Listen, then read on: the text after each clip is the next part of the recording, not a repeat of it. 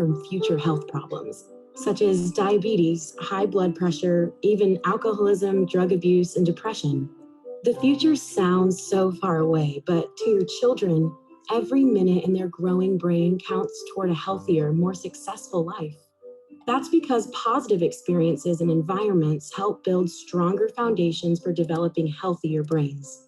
And healthier brains lead to greater emotional well-being, greater success in school, and brighter futures.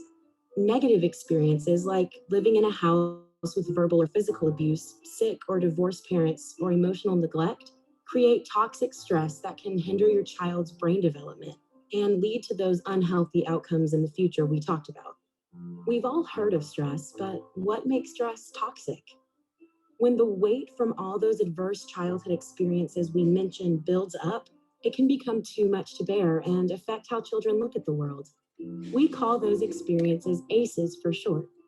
Leaves you wondering why you've probably never heard of ACEs before. ACEs are common, but talking about them isn't. In fact, 2 out of 3 patients surveyed have at least one ACE, but they may not know how that ACE score is affecting them or their family. That's because a person with a high ACE score doesn't win. As the number of ACEs increases, so does the risk for negative health outcomes. A score of 5 or more on the ACE survey raises the chance of developing severe health concerns in adulthood to 55%. And those with 6 or more ACEs can die an average of 20 years earlier than those with no ACEs at all. Sounds scary, but the worst part? Parents with high ACE scores are more likely to raise children with high scores too. And it can lead to behavioral issues, school failure, and physical and mental problems. But even if you have a high ACE score, there's good news. Because now you know, and now you can change the direction of your life and help others in your family. The key? Well, as we mentioned earlier, ACEs are common, but talking about them isn't. Changing the conversation can help break the cycle and change lives. To start a new conversation, first take the ACE survey online. It's 10 easy questions that'll let you know if you or your family is at risk. Usually that's a score of 4 or more.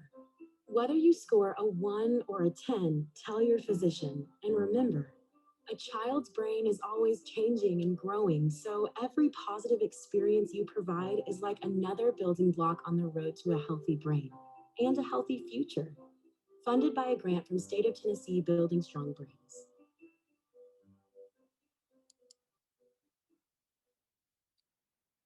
All right, so I'm going to stop share for a moment so that I can see all of you collectively. It's funny how our whole language has shifted and changed in this Zoom environment. So good evening, everyone. I am Jessica Canton. On my professional day job, I'm the CEO of YWCA New Hampshire, and I also am an adjunct professor at Southern New Hampshire University in their School for Global Engagement as an online professor in social sciences. And I also have a passion for this topic. And for those of you who will be staying with us throughout the sessions together and this learning experience of our training series called Growing Up ACEs, you'll come to understand why that is. So a couple of housekeeping issues. For those of you that will need a certificate, we're just going to send out a certificate to all of the participants that logged in tonight, and our friend Dave will be taking care of that. We will also get a link for an evaluation. And just as a matter of, for those of you that are on the phone, my early care and education friends, I am a credentialed trainer in the early childhood professional development system in New Hampshire. So my trainings do count towards the requirement that childcare licensing has. For other states, I'm not so privy to what their guidelines are, but I do have my master's degree in, I think in most cases it would count. So you won't be getting any CEUs, but they will be professional development hours. And if you need any clarification about the training, you can reach out to me individually. I'll throw my name in the chat. So I see some familiar faces on the call tonight, and I'm also pleased and honored that some of our YWCA sisters, from Hawaii and other places have joined us. This is what our pandemic has afforded us, right, is this opportunity to all come together for a training like this, where before I would have like had to go drive somewhere and set up the training and maybe 20 or 30 people would come. So I was reflecting on that tonight while I was preparing for the training, and I do miss that because usually I get to do more interactive and breakout groups. So providing a training on Zoom, many of you might have attended a training or a webinar on Zoom at this point. It's sort of like for the presenter kind of talking into the abyss. So I will intentionally pause throughout our time together tonight to see if there are any questions or reflections that you want to share. There are a lot of you. So if we miss a question and you really want, or we miss a reflection that you really want to share, please do just either, I think you can use the emoticons, emotions, reactions at the bottom of the screen. Dave can watch for that, or just put it again in the chat. And prior to you leaving, I'll make sure that you have my contact information. And I want to just mention that this is a series. So each session will happen on a monthly basis. It's designed intentionally that way so that you are building your capacity and knowledge and that you're getting the most out of it. I've been doing professional development for many years, and I always get a lot of feedback about evening trainings at the end of a day. Here we are in an evening training. So this is why I made it 1.5 hours and not 2. And also like series being like kind of really compounded together, making it really challenging for individuals to like really learn and reflect on what they're experiencing tonight. I also have several of my staff on the call, which is really, really awesome, and a board member, so no pressure there. But so adverse childhood experiences, you know, personally and professionally for me are very important. Personally, I am a survivor of childhood trauma, and I'll talk about that story and those experiences in the context of our learning together. But that also professionally, YWCA New Hampshire is one of the co-developers of the Adverse Childhood Experiences Response Team. And probably not tonight, because tonight we're going to focus on science. At some point during the series, we'll learn more about ACER and that work that we're doing to change the trajectory for children and families. In the video, you hear it, they were talking about like, it doesn't take a lot to mitigate the impact of ACEs, to reduce that impact. It's really about us showing up and having those conversations. Trauma-informed work and trauma-informed communities is not rocket science, but ACEs is probably single-handedly one of our largest public health threats. And the study has been out for years. And it's just until recently, probably within the last 5 to 6 years, that we have really begun to understand, and that's because we have some champions in the work. We have Dr. Nadine Burke-Harris, who's one of my personal heroes. We have, you know, organizations looking at the impact on ACEs. And then you have smaller organizations like mine on a community level that are doing work with survivors and their families who've experienced domestic or sexual violence. And some of my rockstar advocates are on the call with us tonight. But when I first arrived at the YW, we weren't doing any work with children. And in fact, a lot of the federal legislation around funding for survivors was very specific that you could only work with the survivor. So we're starting to see those changes. And I've been proud to be able to like go to the delegation in DC and locally and talk about why this federal legislation needs to change. But tonight, our focus is entirely on science and research. And am I a scientist? No. Actually, it's kind of comical to me because I did not really excel in 7th grade biology, where you learn about the body and the brain and all the various parts. But for some reason, when I understood the science of ACEs as a survivor, it was 1, very healing for me, and 2, very affirming for me. And when I've spoken with groups, educators and professionals in the community, they too have found it to be really insightful to understand how adverse childhood experiences impact the development of us throughout the lifespan, impact our brain. And so I am going to start to share my screen. but hold one moment, please.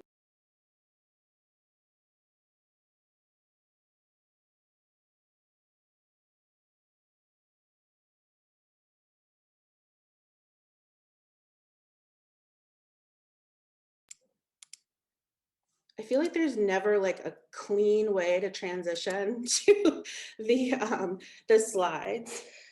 So we're in session one, which is understanding the science of adverse childhood experiences. We saw our video already.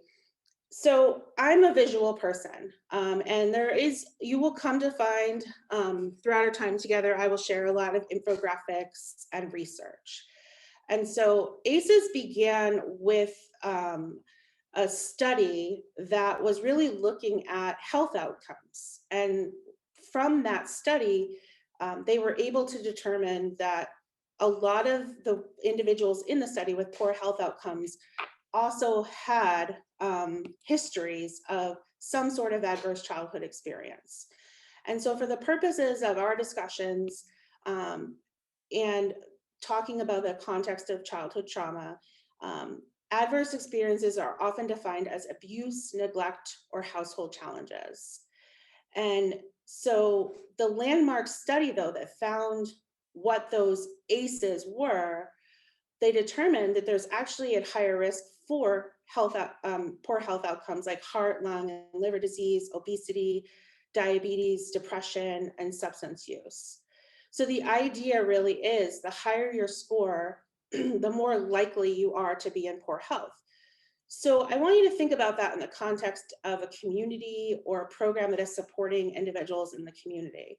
That might also, when I was working in community mental health, I had a lot of clients who had childhood trauma in their history. They had co-occurring acute or chronic mental illness, but they also had a whole host of co-occurring health problems. And at that time, I had still not been acquainted with ACEs yet. And I kind of always chalked it up to the amount of medications they were on and the side effects. But what I would come to learn, and what I'm hoping to share with all of you tonight, and for those of you that have already been exposed to it, have a deeper conversation, is that humans are literally the only living creatures on the planet that hold on to our stress. And if you hold on to your stress, your body does something with it. It can literally change the composition of your cells. It can trip off all kinds of things. And so that's, people often will say, well, how does trauma relate to health outcomes? So that from a biological perspective can happen.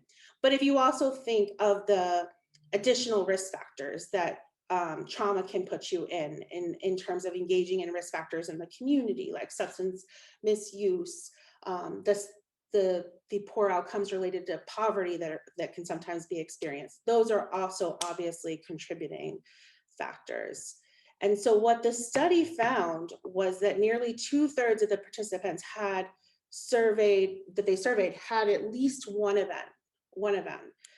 And so my own ACEs story began at a conference that I was at in probably around, I want to say 2009, 2010. I was at a conference for 0 to 3, which is a national organization focused on infant and child development. And Dr. Vincent Folletti was giving a lunch plenary, and I had never heard of this gentleman before. And I was like debating whether I wanted to go to my room and take a quick nap during lunch, or if I wanted to go eat lunch with the rest of my conference colleagues. And I ultimately went, obviously, to go eat lunch, and I heard him, and my whole world in a single moment changed. And it changed because up until that point, I did not have the language or context to put to what had occurred to me in my early development and why I had experienced some of the things I had experienced subsequently because of that. And so there are 3 realms to ACEs that, we need to look at as professionals in a community. And they say that you're at high ACEs score. That video said 5 or more. My ACEs score by the time I was 7 years old was probably an 8 or a 9. So by all accounts, by all data points, by all everything related to my to what they say can happen, um, I I I should not be I could not be potentially as successful as I am today. It wasn't without consequence, but so I'm going to talk about how even with the knowledge of the science, there are things that we can do as communities and professionals to mitigate some of that and what happened for me. And so um, there are three realms of ACEs: household, environment, and community. So families and individuals exist in ecosystems, and those ecosystems are made up of layers. And so it isn't just the things that happen in a household. It's also the things that happen in a community. You'll notice that in a community, there are things like historical trauma and lack of social capital and mobility and food scarcity and substandard wages. Those are all traumatic events that contribute to poor health outcomes for individuals that can often put them at risk for some of these things we're seeing in the household tree: homelessness, physical and emotional neglect, bullying, domestic violence, maternal depression. And so if we put that into another context of the environment and how natural disasters play a role in that, what do you see under natural disasters? Pandemic. So what have we been dealing with for over a year is a pandemic. And so I think we all should take a pause, and many of you probably have, and understand that intersection for our more vulnerable families and individuals we're serving in the community, or maybe even ourselves, how that experiencing that really put us in a position to maybe be a lot more stressed out than general and than usual, maybe have some of the potential outcomes that we could see in a child who has experienced ACEs. So you all heard me talk about Dr. Nadine Burke Harris a few moments ago. She is, she's not a pioneer in this work, because this study, most of it was really done by Dr. Levy and Dr. Folletti, who I mentioned I was able to hear in Minneapolis. But Dr. Burke Harris was a pediatrician, is a pediatrician, I should say, but she's now at the working in California, I believe, as an attorney general, or she's got a bigger job. And she has become a champion for ACEs. And she talks about, I shared this because it was so closely aligned with my own story of describing one woman's reaction to learning about ACEs. And she says, these are tears of pure, unadulterated joy. And why joy? Because I understand now why I am this way. I understand why my siblings are this way. I understand why my mother raised us the way she did. And I understand that I can break this cycle for my children and understand that I'm not a victim, I'm a survivor. And that comes from her book, The Deepest Well. And so this is part of a campaign, obviously, it says educate your doctor, because what she has talked a lot about is that she wishes that in medical school she had learned about ACEs, and she had learned about the intersection of ACEs and poor health outcomes. And so she's a great resource that I would really strongly recommend, either if you like to read books or you're a video person. That she has a great video that talks about ACEs and trauma. And there's tons of really great research articles. Another go-to resource over the years for me that we're going to work with tonight is some research out of the Center on the Developing Child from Harvard University. And Jack Shonkoff is another really, I feel, powerful voice in a lot of this work around the importance of quality early childhood development, which is another passion of mine besides the community work I'm doing in Manchester. And so they talk about how the healthy development of children provides a strong foundation for healthy and competent adulthood, responsible citizenship, economic productivity, and strong communities and a sustainable society. And so basically, essentially, if you distill that down, it's us putting our children first, us using the health of our children and how they are as a marker of how successful our community is, how successful our society is, and investing in that. So I'm gonna see if this lets me, so I can just pause for a moment because we've been talking for about 30 minutes and see if there are any questions. Hello. Yeah. Hello, thank you. You had said 3 areas, and I feel like I didn't get the second one. You said household and community. What was the second? Environment. All right, I did. Thank you very much. You're welcome. Other questions? I have a question. During that time, were you playing a PowerPoint? Or were you just speaking? Are you asking me if I was playing a PowerPoint during that time? Yeah, Yes, it was. Were you not seeing it? no. Huh. That would have been good information. So let me go back then. So this will be our first technical issue. And this is what happens when you try something different. I shared my screen and went directly to PowerPoint instead of my desktop. So I won't make that mistake again. Let's try this again. I will not go back over the slides. I'll just show you visually so you can see. You're probably like, what is this crazy lady doing? Thank you. Thanks for speaking up, Julia. A lot of people wouldn't have.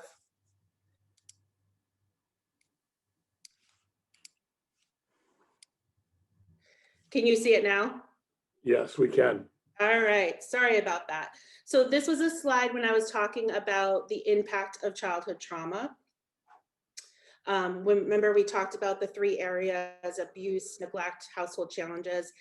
We also are going to be sharing this PowerPoint with all of you, so you'll have it, and you can even go and look at the resources. The citations will be at the end of the presentation. And so remember, we discussed the landmark study. So this is your visual for that. I'm not going to completely recount that because I have more information to share.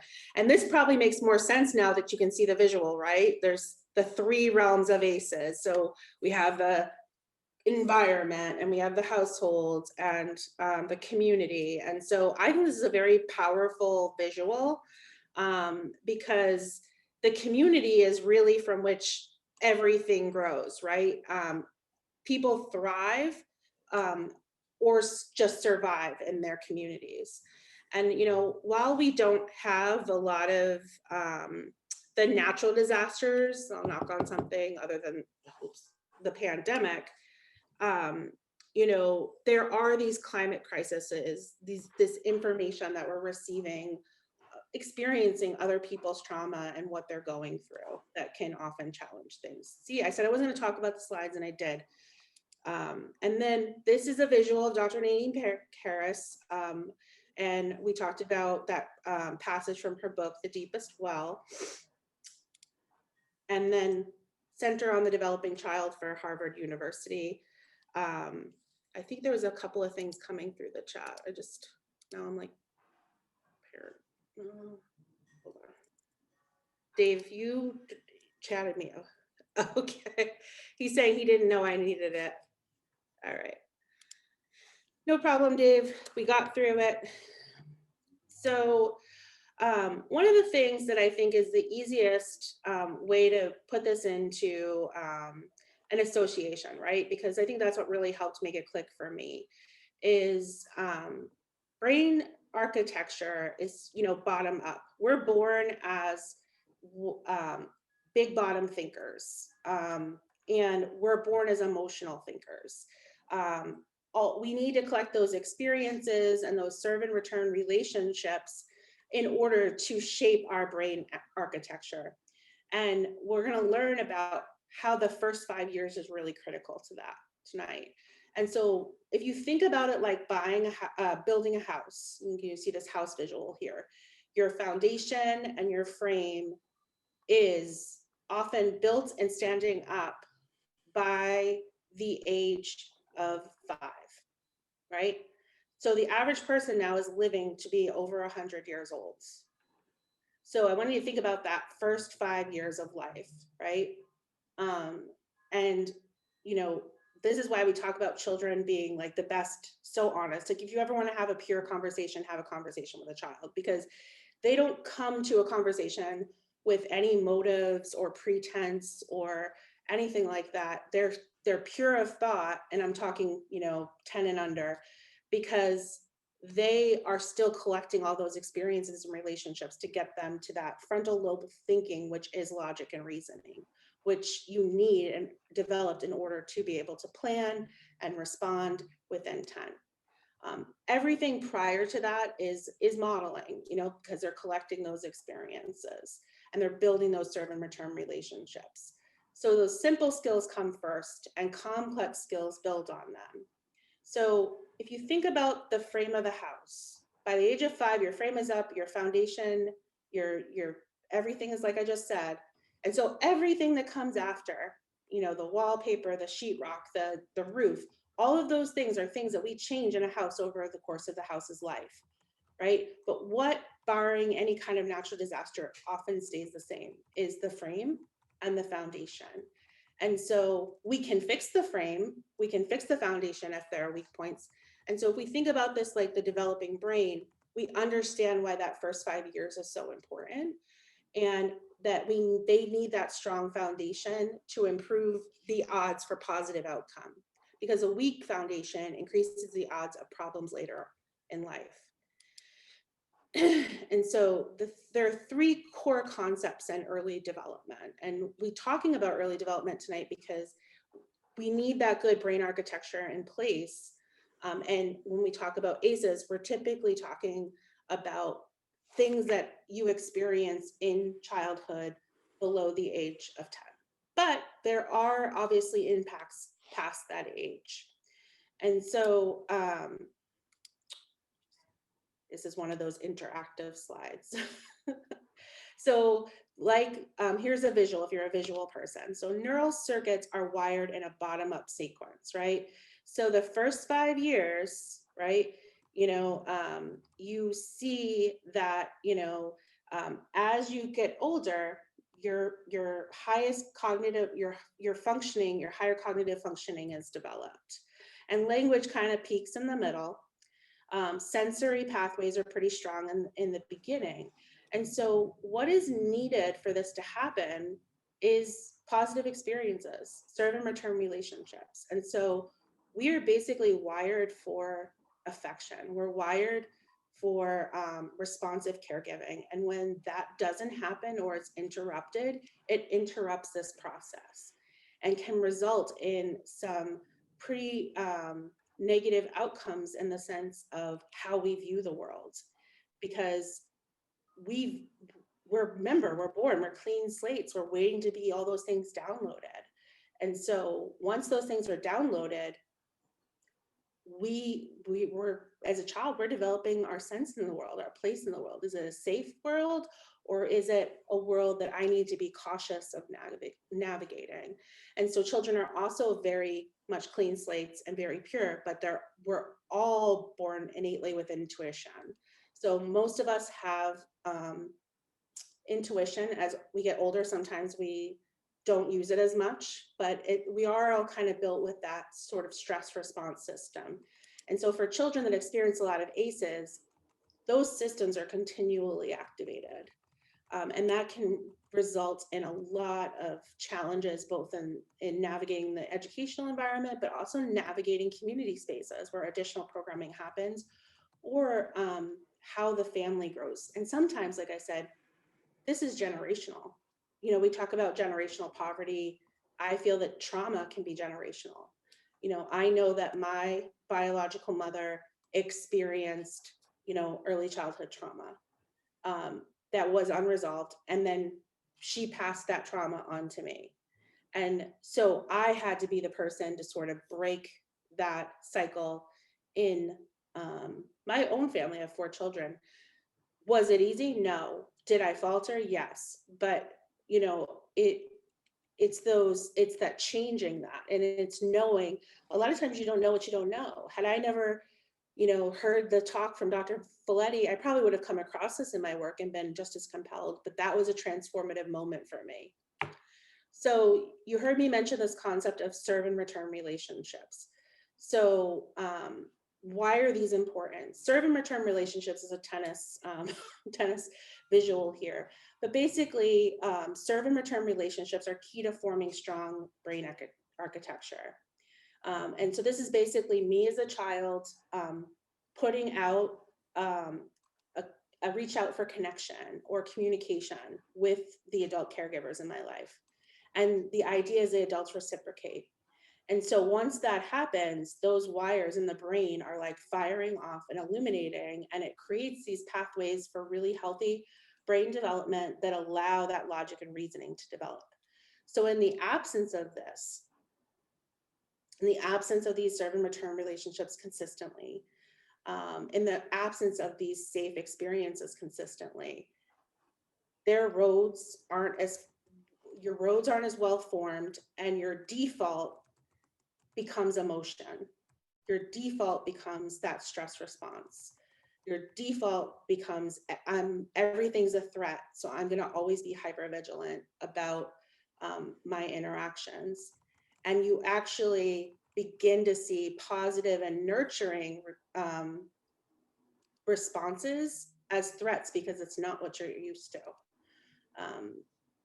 And so those serve and return interactions are key to shaping the brain's circuitry. So I've already alluded to this, like what derails development? Toxic stress, another concept many of you have probably heard of, but like, what is toxic stress? Well, toxic stress is chronic stress, essentially. It's not like the mild, short-lived stress. Everybody needs a certain amount of stress to be able to grow, right? To be able to be a little challenged. But certain types of stress, like toxic stress, can weaken the brain's architecture because it's chronic. It's never ending. You're never getting to a place of safety where you can take a breath and grow because your brain architecture just isn't there. And so we'll often say in the field, oh, that's a trauma response. And what is meant by that is that you're reacting before you have a chance to be able to think and step back and see that on the other side of that feeling you get in your stomach is actually logic and reasoning. And it also makes you more vulnerable to not knowing when things are actual threats. And so for me personally, how this played out is just kind of like, I like to call it, not to be gross, but like emotional vomiting. So just like emotional vomit all over someone, all over someone. And then an hour later, I would feel bad and I would go back to that person, usually someone that I was close to, and say, I'm really sorry for my outburst. I'm just this or I'm just that.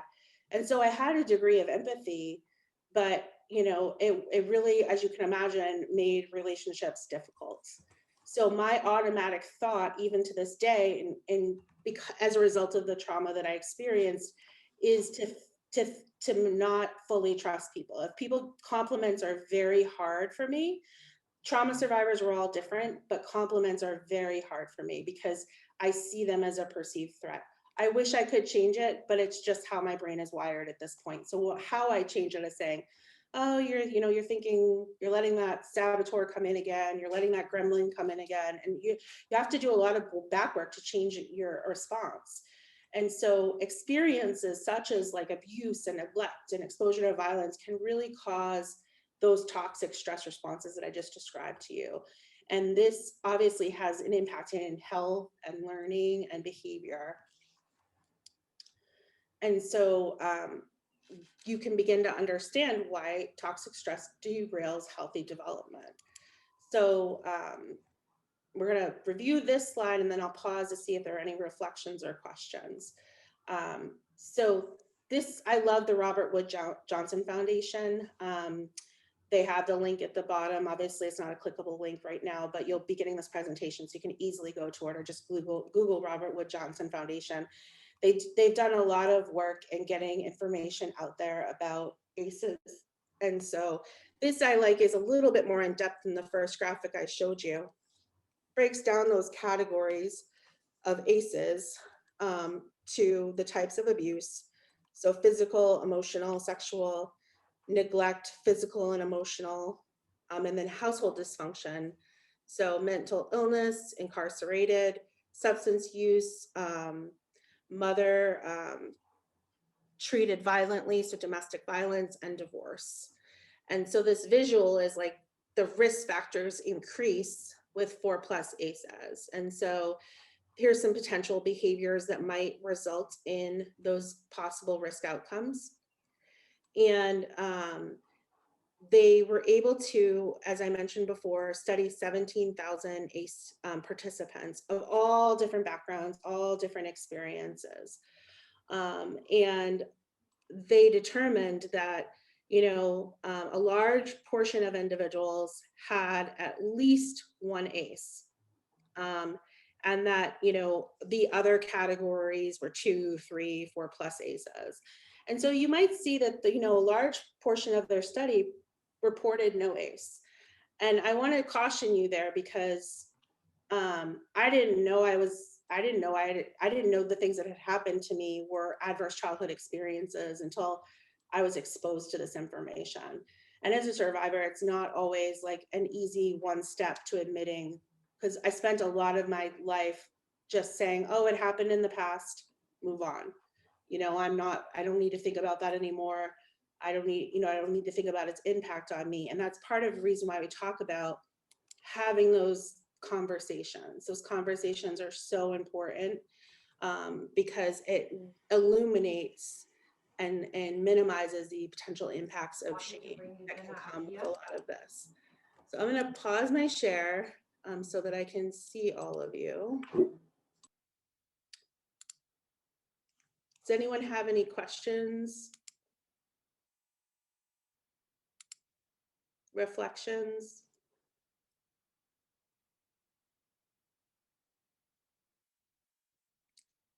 Yeah, go ahead.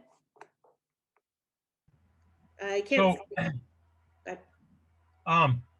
I did a little research on this subject, and I've seen a couple of different ACE quizzes, surveys, and the two I just looked up had 10 questions, and then I remember looking one up that had like 15 questions. Is there, and I know that you mentioned the original email address to get the quiz, but I couldn't find that, the Baptist Online, I couldn't find that. Yeah, it's possible that they took the link down. I, like you, have seen the questionnaires look different.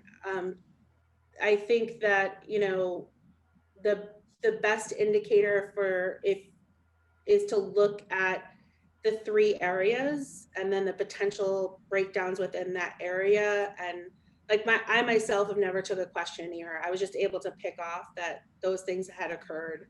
But I think either of those options would lead you to a similar conclusion. But if it's not evidence-based, you might want to search for an evidence-based one. And I'm not sure if that exists or not, because there's so much out there at this point about the ACEs, and you have all of these different organizations that have picked up and done their own infographics and information on it. I don't know if that's helpful or not. Yeah, it is. So you just got to keep looking. I was trying to find the one that had 15, but I like I said, I found a couple that have 10. And if I could give you a compliment, I'm enjoying this. You're doing a great job. Oh, thank you. Any other reflections, thoughts? All right, we'll go back. All right, so we have begun to talk about the pair of ACEs. And so the pair of ACEs is essentially experiences and community environments. So one thing I didn't share with many of you is that I work and live in Manchester, New Hampshire. So Manchester is probably one of the largest urban areas in the state. We have 3 cities. We have Manchester, Nashua, and Concord. And when I say city, I'm talking bigger. I know that there's other cities in Manchester. I mean, New Hampshire. I don't want you all to, although I am not professing to be a geography expert by any stretch of the imagination. But Manchester, you probably have seen the news. You know, we're struggling with a lot of social issues right now in our community. And, you know, some of our schools, the free and reduced lunch rate is like almost to 100%. And, you know, so I don't want to minimize or water down community environments, but I also don't want to give the impression that I think that poverty is necessarily a pathway to ACEs, because I was, you know, I grew up in, ultimately was removed from my mother's home when I was 7 and went to live with some family members, and we were poor, and it was a dysfunctional family, but there was a lot of unconditional love. And I think that that point, that's what I needed to begin to like minimize some of those impacts. And so I always sort of give that disclaimer that poverty is not, this isn't a socioeconomic thing, but it is a contributing factor. And so, you know, you see this pair of ACEs that, and that's, I think, why we've chosen to focus on, in Manchester, the ACERT work at a community level. So the ACERT team goes out. It's made up of a Manchester police detective who has been trained in trauma-informed early childhood services. It is made up of a crisis advocate from our REACH crisis program, and then a child health worker from the community health center. And this team gets deployed a couple of times a week. And it's grown exponentially since we first developed it, because we were able to secure some funding.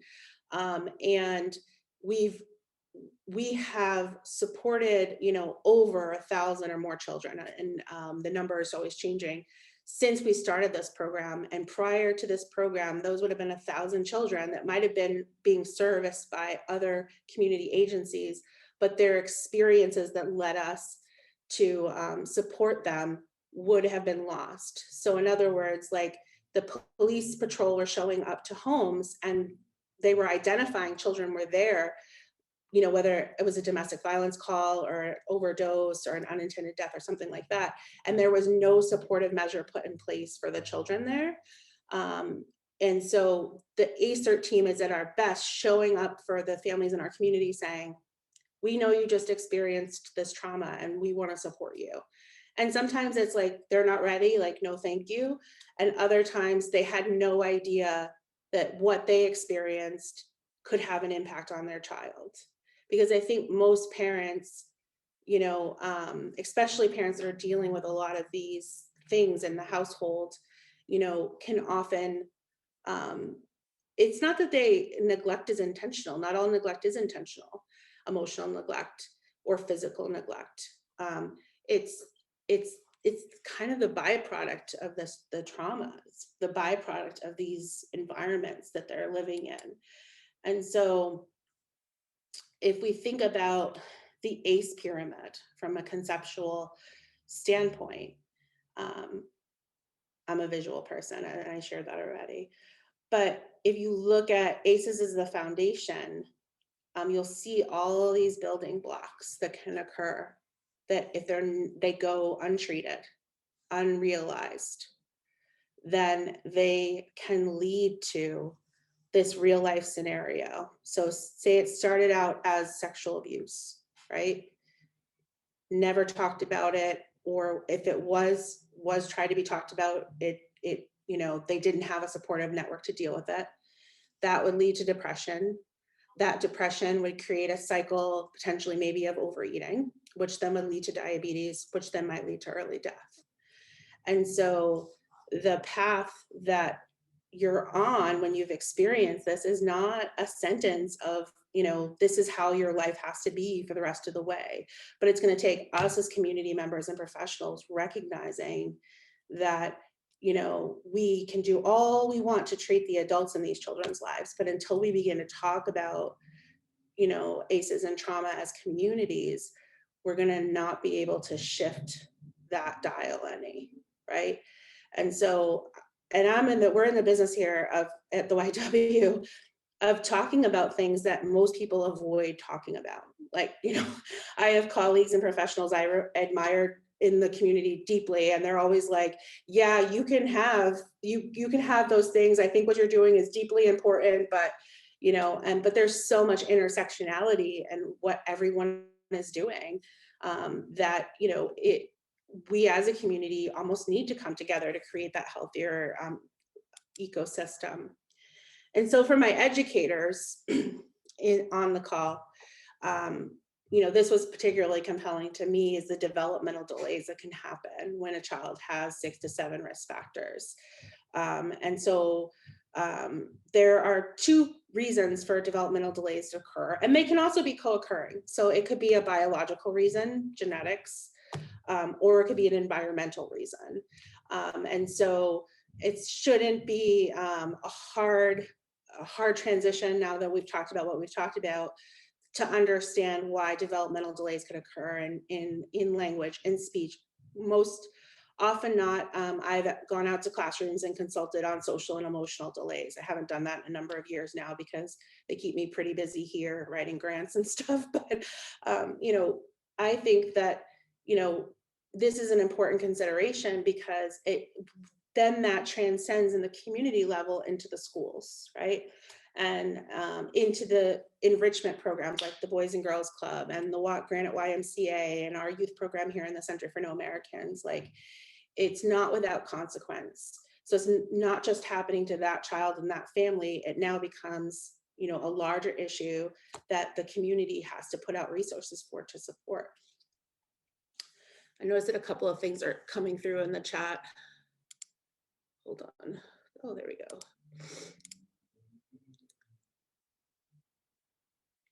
Okay, awesome. Yeah, Julie was just introducing herself. All right, so this is probably particularly compelling. In recent years, Manchester, where the city where we're in located, has been called the epicenter for substance misuse, opioid addiction in our country. And the prevalence of illicit drug use by ACEs score should not be surprising to all of you. It's sad to think that, but if you think about it from a scientific perspective, you have experienced, this loss, this inability to feel safe in the world, and you're ultimately going to want things that make you feel better.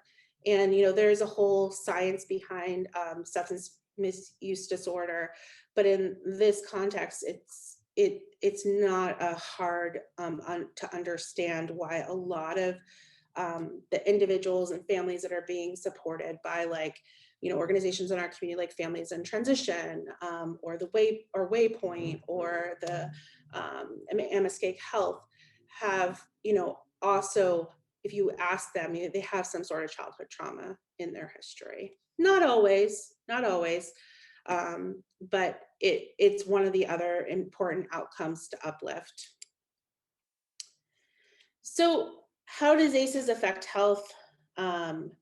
We have been chatting a little bit about this, and I would say I think that it's through stress, right?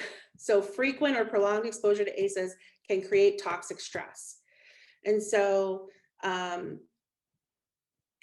you'll see that on our boy here that it could cause lasting health problems. We talked about that. Increases problems with learning and memory, which can be permanent, right? Because what did we discuss? That you need those serve and return relationships, you need those positive experiences to build that wire circuitry to get to frontal lobe thinking, where logic and reasoning are, right? And for these children, that is often a delayed process. Logic and reasoning development in children typically peaks between the ages of 8 to 10, depending upon their development. But for these kiddos, it might take even longer. And so this will play out in the classroom in a number of different ways, because as our school systems are set up, oftentimes And there's been a lot of change in education, but, you know, as you're going through the grades, the learning is becoming increasingly more complex, right? And so you get to a certain point in your chronological age and you are unable to really kind of keep up with your other classmates, then you begin to start to understand that something is different, because not having logic and reasoning does not equal being unintelligent. It's it's about your ability to sort of plan out your environment and think with intention about, and also sort of quiet that emotional response, right?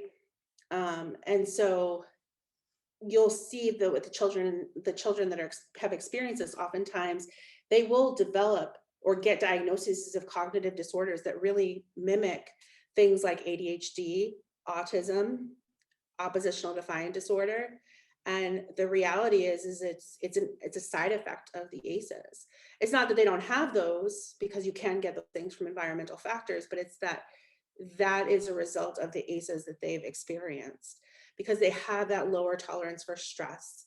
And so this can result in behaviors such as fighting or checking out or defiance, right? This can also reduce their ability to respond or learn. Oftentimes children in this that are experiencing this have a really hard time with impulse control, right? Again, mimicking like those cognitive disorders we see, like ADHD. My son Aiden is 15 now. At the age of 6, he was diagnosed with ADHD and oppositional defiant disorder. And it has been a journey. It has been a journey. And there have been periods where he has, you know, really thrived in school, but school is very hard for him. And, you know, I think that it has really opened my eyes to how powerful that developmental piece is, because a lot of the professionals I were talking to back when he got diagnosed were saying that, you know, for a lot of boys like Aiden, they don't get diagnosed till they're in the 7th grade. And that's heartbreaking. Can you imagine like going your entire, all the way up until the 7th grade, knowing that like I can't focus, I'm constantly being talked to, and it really is just a matter of, you know, this is how their brain is working. And so I would like to think that Aiden's is biological. There was some trauma when he was born around having to be rushed to NICU. It's so interesting. Like I've been thinking more and more about that and how that might have had some sort of impact. But, you know, I think that he getting this early intervention is really important. So I really can't talk about developmental delays without also talking to you about when you see those developmental delays occurring, it's really important to either get a developmental screening done or to provide some sort of early intervention supports in place, because that can also sort of minimize this impact. But you'll also see increases difficulty in making friends and maintaining relationships. And early on, you heard me kind of talk about that, that sense of like kind of mistrust that is residual. And that's because of that overactivated stress response system, right? And so one of the analogies that I heard that really resonated the most with me and that I've shared the most often around this is a bear in the woods, right? You know, so what would you do if you came upon a bear in the woods? Well, if I asked that question to you all, each of you would give me different answers. But I want you to think of like the general answer, right? So your heart would pound, right? Your heart would pound. You might fight, flight, or freeze, right? Which is also a byproduct of your stress response system. And so for these children, their bear in the woods is like, might be coming home at 3 o'clock in the morning. Their bear in the woods might be them coming home to, there's no food in the house. Their bear in the woods might be, you know, any number of different things. So that stress response system has to be activated so they can survive their environment. And it's both like, when you figure it out and you put it all together, you're like, oh my gosh, now this all makes sense. But it's also kind of heartbreaking because you understand that as communities, as individuals, there are things that we can do, just some small fixes that could change this whole trajectory for children. And so how can children overcome the effects of trauma? They can overcome the effects of trauma. I want to reiterate again, those serve and return relationships, and those back and forth processes that need that wiring with the connections for healthy development. So you're like, well, you've been talking all evening about, what can happen and how can we address this beyond you just saying we need to, beyond you just saying we should have a conversation about it.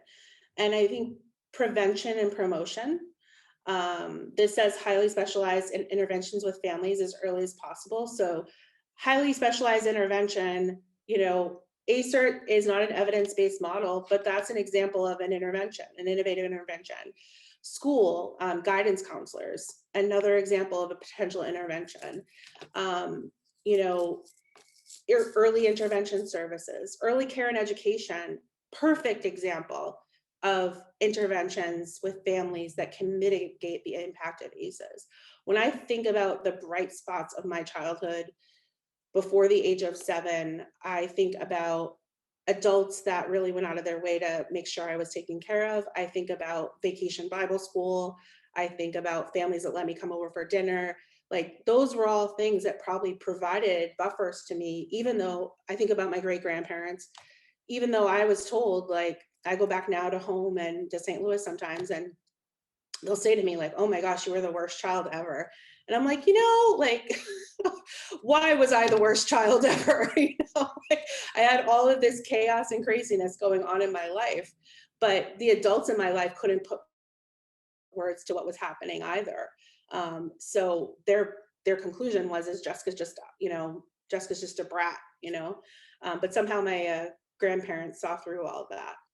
I think the other thing that was important is to put development and behavioral health at the forefront when we talk about children, is sort of avoid the labels and, save the labels for, when you're talking to your peers, but really intentionally try to change your language in professional settings, and really try to change your language when you're talking about children and families that have experienced trauma.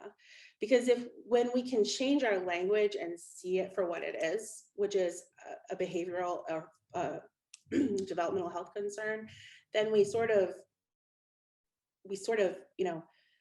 change the culture shifts, right?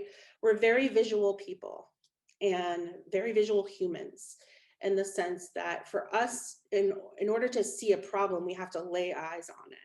And so I think that's oftentimes too, in my experience with even just Aiden, is why children like Aiden struggle a lot, because we see behavior as something that can be controlled. And that's not always the case when you have these risk factors in place or odds against you. Ensuring safe and supportive environments and programs for children to develop and learn. So I talked about early care and education programs.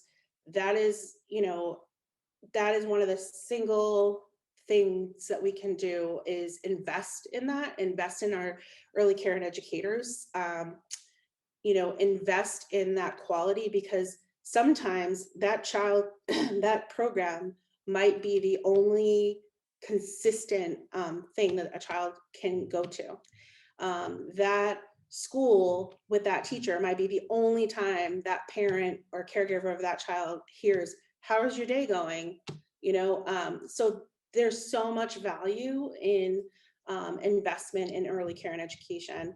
And there's a lot of value in the programs that we have in place in the community. I mean, we have a Boys and Girls Club here, very great program.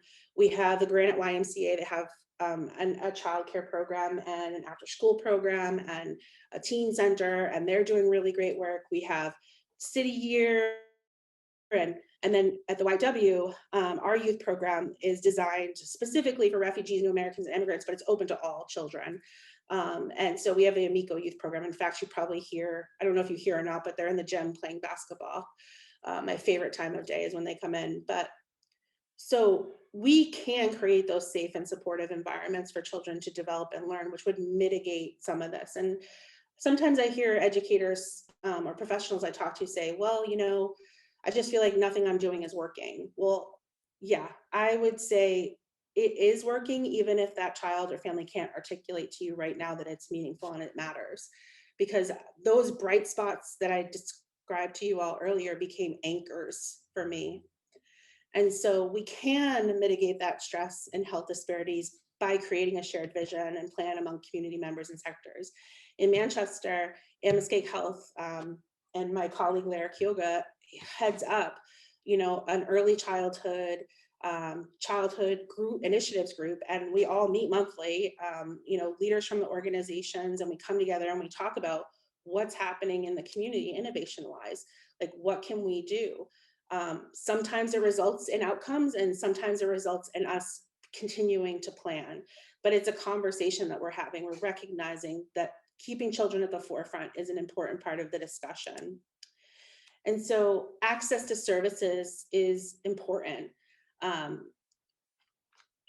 One of the things that I think they're hoping to launch Amoskeag in the next couple of months, if not already now, is a home visiting program, right? So visiting parents and families with newborns, saying like welcoming them to the community. We're here as a resource and support if you need it. And it's not just for those families, it's all families, right?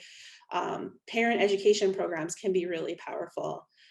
Prevention of intimate partner violence is important. Our crisis center, when I go out and tell people like what we're doing in our crisis center for survivors and their families, are like, oh, I had no idea you all did all that. We're like, yeah, it truly takes a village, right? And so creating those social supports for families, parents, is also important. And obviously mental illness and substance abuse treatment, right? Because I hope what I painted a picture of when we've been having this discussion about the science of ACEs is that there is so much hope, right? That it's not just this, these things happen to these children and there's no way out of it, right? There will be impacts depending on the severity of the ACEs, depending upon the amount of the ACEs. But with some of these measures put into place, and many of these things, communities already have them in place, we can begin to regain some ground. And you see there the high quality childcare through the list. But also providing that income support for lower income families, because there is something to be said for families experiencing chronic homelessness, or having a living, a wage that they're working at that is below the poverty line or doesn't meet their needs for cost of living. Like, you're constantly in this wheel of survival, right? And so none of this other stuff can really be worked on because you're always just thinking about survival. So your stress response system is activated as well. So now on to something really important that I always like to talk about is self-care. Many of us caregivers, many of us that are drawn to this field have our own trauma history. I would encourage you to address it whatever way you feel possible, however that looks for you. It might look different. You might have already addressed it. Fill your bucket, put on your oxygen mask, be mindful of your limitations, be mindful of your values and your biases and how your personal experiences kind of shape your responses, not even just in your direct work with individuals, but in community systems and at the tables you sit at, so that you can be a champion for this work. You have to take care of yourself. We are flooded day in and day out with lots of different information, and that information is, often sad and difficult in the social media and the news, and we're so connected and so disconnected at the same time. And so it's important for us to make sure as professionals that we're taking care of ourselves.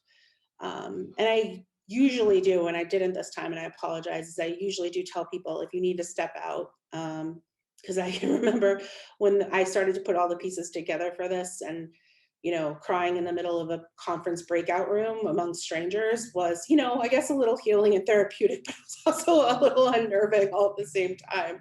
So, you know, just, and I have had participants and workshops, luckily we were face to face, that like made some realizations during their time that, you know, they needed to take a break. So you're always welcome to take a break.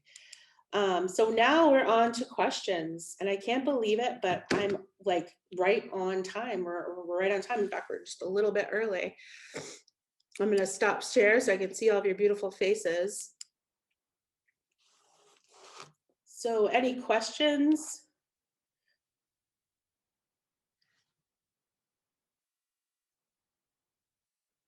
Wow, I've left you all speechless. Hi, Jessica. Hi, Mike. So one of the things one thing I'm interested in these days is, because it's so germane to the times we live in, and yet there's no real good scientific data out there yet, is what the adverse childhood experiences of a global pandemic are, and how is the experience that our youth collectively and individually have experienced over the past 18 months going to affect their future health and be measured as an adverse childhood experience. I don't expect an answer. I just think it's an interesting and important topic.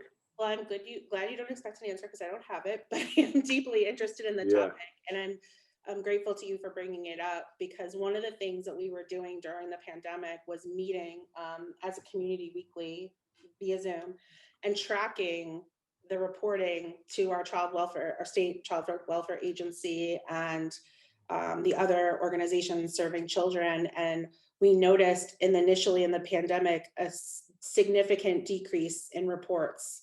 And we weren't like, yay, this is success. Our heart was actually breaking a little bit, because that meant that the children that normally would need those services didn't have access to safe individuals.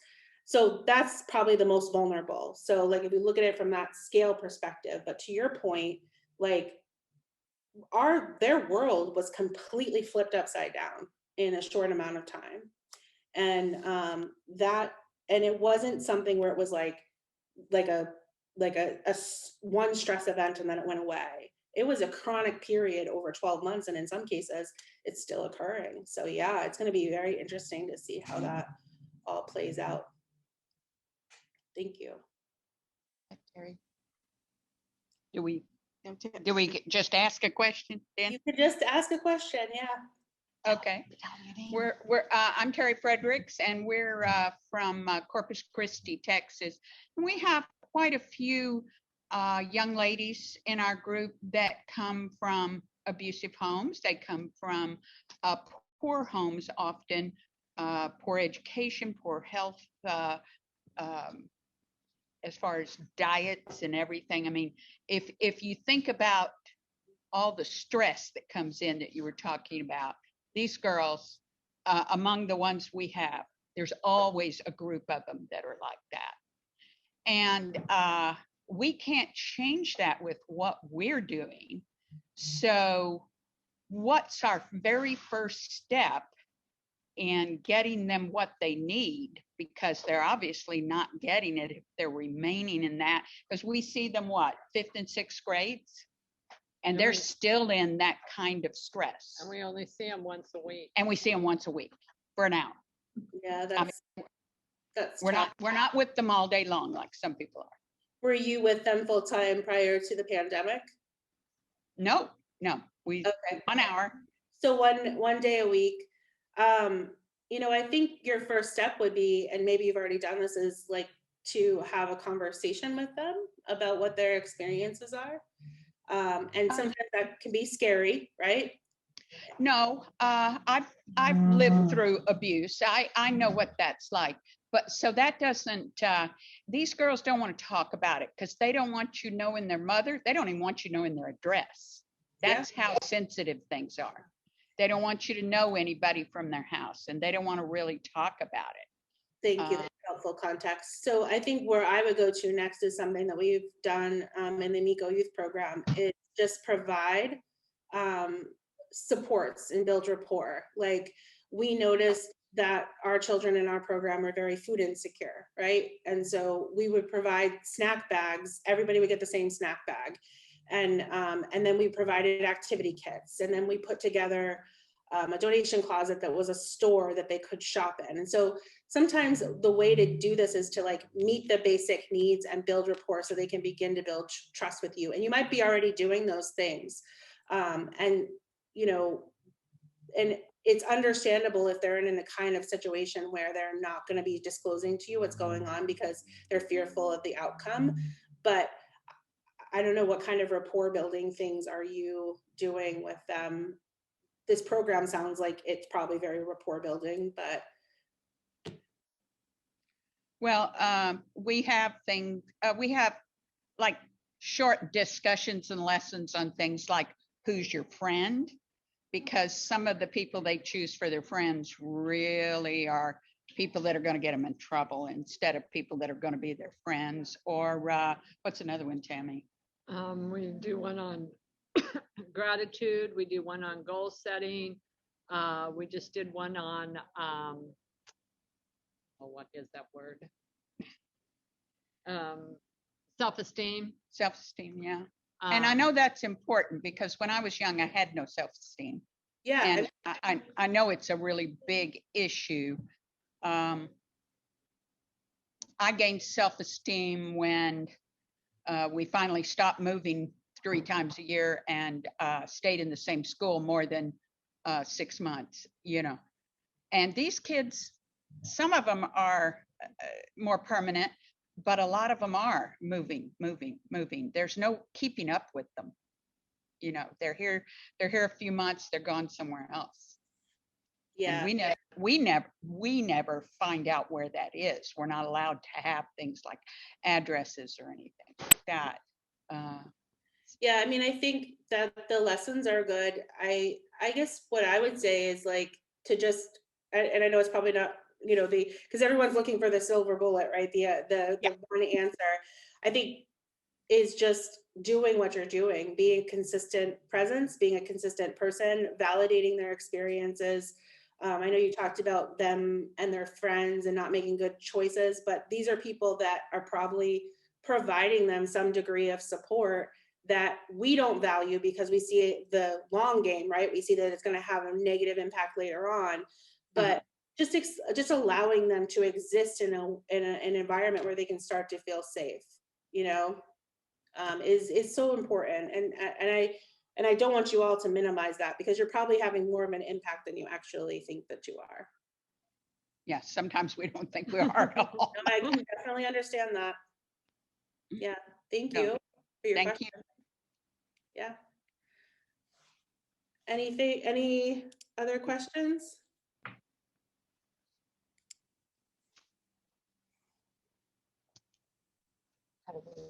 How about reflections? I know it's the end of a long day. I know for some of you on different time zones, you're like, what is she talking about? So in New Hampshire right now, it's almost 7 o'clock. So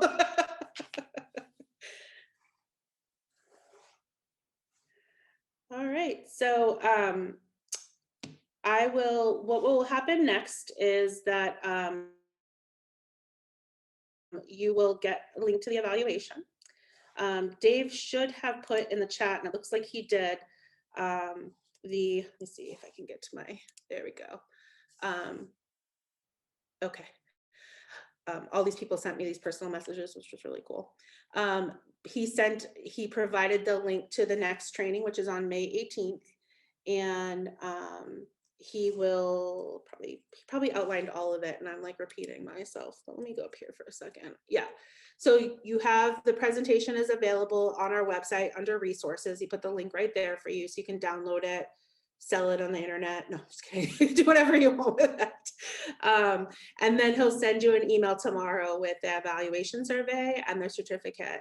And you know, you don't need to attend all of the sessions. I would love to have all of you. But you know, please look at the sessions and see which ones that you can join us for. We're really proud to be able to offer this to the community. It was made due in part to a generous donation from Mackenzie Scott to our organization. And I hope I've highlighted how passionate we are here at the YW about childhood trauma and adverse childhood experiences. Yeah, we're on Eastern Standard Time, Ann. So in the chat, someone asked me if I could, can you reverse the effects of ACEs for yourself and your children? And the answer to that is yes, you can. Probably not entirely, right? Because I was keeping it real with all of you and telling you that there are some residual things that still linger for me personally, but we have seen it time and time again with, just like when we, so one of the other programs that we have within our Reach Crisis program, which is actually headed up by Lorinda Estabrook, who's on the call with us, is an Emily's Place. And so it's one of the largest domestic violence shelters in New Hampshire. It also is the only domestic violence shelter in New Hampshire currently, I believe, that takes men, although that might have changed recently. So when our families come to that shelter, like our main focus at that point is just getting them safe. In New Hampshire in particular, domestic violence accounts for almost 90% of our homicides in the state, and almost a little over that for gun violence. So the need for a shelter where folks can be safe is really important. And so once we get them to the shelter and they get to settle in for a few days, we can then begin to have the conversations about them. It's like, what do you want to be your next step? And our work is entirely survivor centered, right? And I've worked in programs where that wasn't the case, where it wasn't client centered. Our program puts the survivor in the driver's seat, and that can be really hard at times because we want the best possible outcome for the survivors and the children that we're working with, but it's really important that they are in control, because oftentimes they've been disenfranchised and not allowed to make choices about their life. And so having that ability to feel safe, and then we have housing programs that they can apply for to get assistance with rent and security deposits. And we have wonderful partners like Families in Transition and Amoskeag Health in the community that can provide other supports and services that, like, they can really see a way out. The reality is all the data says that it usually takes someone 6 or 7 times to leave an abusive relationship. And that isn't because they want to be in that abusive relationship. It is because so many different factors come into play that are very individualized and personal. But yes, you can change, you can begin to change once things, when you're out of that fight or flight, when you're out of that stress response system activation continually. And it's residual. Sometimes it takes a long time for that to calm down.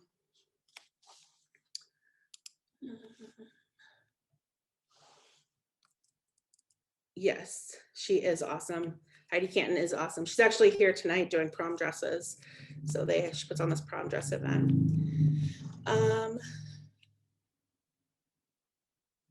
Yes, I agree, Melissa, that the pediatric and medical community, really, I've seen a change in the way the medical community is recognizing ACEs. And I'm so proud that in my lifetime, I've been talking with elected officials who are writing ACEs into legislative language and policy, and we have the Childhood Trauma Act. So hopefully we're making some headway. We're making some headway. All right, other questions, thoughts? I have a thought.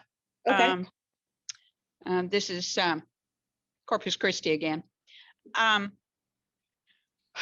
I know we run into girls all the time that I don't know. It's like they isolate themselves by the way they treat others. You know what I mean? Mm-hmm. And is there any exercises or things that we might add to our lessons that maybe every week or something that would help girls like that come out of themselves and start seeing themselves more as normal. They're very defensive, you know. Yeah, Yeah, that's a stress response. So I'm going to tell you a few things that you can do, exercises. Are you listening? Yes. Hope, validation for how they're feeling, unconditional love, and positive regard. That is really what we all need to thrive, believe it or not. And there's no exercise that I could give you in the world that would replace them experiencing any of those things, because in their world, they're probably not getting it consistently. Okay. But, oh, I told you I would give you my email. Okay, Melissa wants me to repeat that. So hope, positive regard, validation. What was the other one? I'm old. Unconditional love. Unconditional love, yes. So to get a hold of me, here is my email.